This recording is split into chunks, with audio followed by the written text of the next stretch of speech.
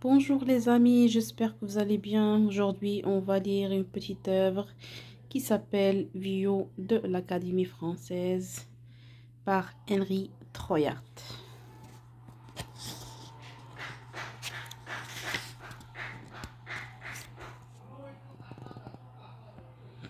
Henri Troyat est l'auteur, est né à Moscou le 1er novembre 1911. Sa famille quitte la Russie au moment de la Révolution et arrive à Paris en 1920 et il fera ses études. Son premier roman, Faux jours, date de 1935 et dès 1938, il obtient le prix Goncourt avec La Reine après 1940. Henri Troyat entreprend la rédaction de ces grandes séries romanesques en plusieurs volumes, dont la première, Tant que la terre durera, retrace l'histoire d'une famille russe et d'autres, et les moissons et les échitelières. Certains cycles romanesques auront pour cadre la Russie de différentes époques marquantes de son histoire. Ce sont la lumière des justes et les héritiers de l'avenir. Les Moscovites, c'est en 1959 que Henri Troyat entre l'Académie française. Parallèlement à ses suites romanesques, il publie de nombreuses biographies et des romans isolés dont La neige en deuil, Anne Prédaille, Grimbosque, Vio et Le pain de l'étranger.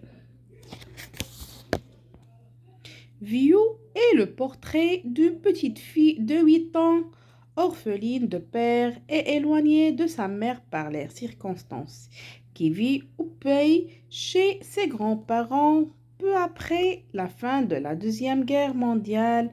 Enfin secrète et passionnée, la petite Sylvie, surnommée Vio par sa maman, lutte pour retrouver le souvenir de son père, mort 2 ans plus tôt.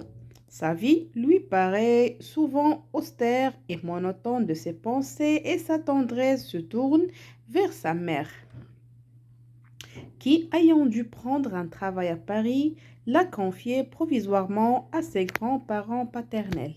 Entre sa grand-mère pieuse et austère, que rien ne distrait de la mémoire de son fils disparu, et son grand-père malicieux, mais lointain, Vieux s'efforce d'affirmer à la fois son caractère et son goût dévorant de la vie. Dans cette œuvre sensible, Henri Troyat analyse avec une minutieuse rigueur de la caractère entière et passionné d'une enfant qui grandit face aux problèmes que lui pose la solitude, l'incompréhension et son amour filial avec un art d'une discrétion incomparable. Henri Troyat évoque par petites touches les pensées et les sentiments de cette enfant singulière qui transforme en lumière tout le gris de l'existence. Chapitre numéro 1. Comme d'habitude, Ernest cria « Sylvie, arrêtez-vous » mais sans chercher à rattraper la fillette et comme d'habitude, Sylvie eut l'impression qu'elle allait d'un coup de jarret et s'élever à quelques mètres au-dessous du sol. De toute la classe, c'était elle qui courait le plus vite. Cependant, nul dans la famille ne semblait prendre garde à ce talent exceptionnel.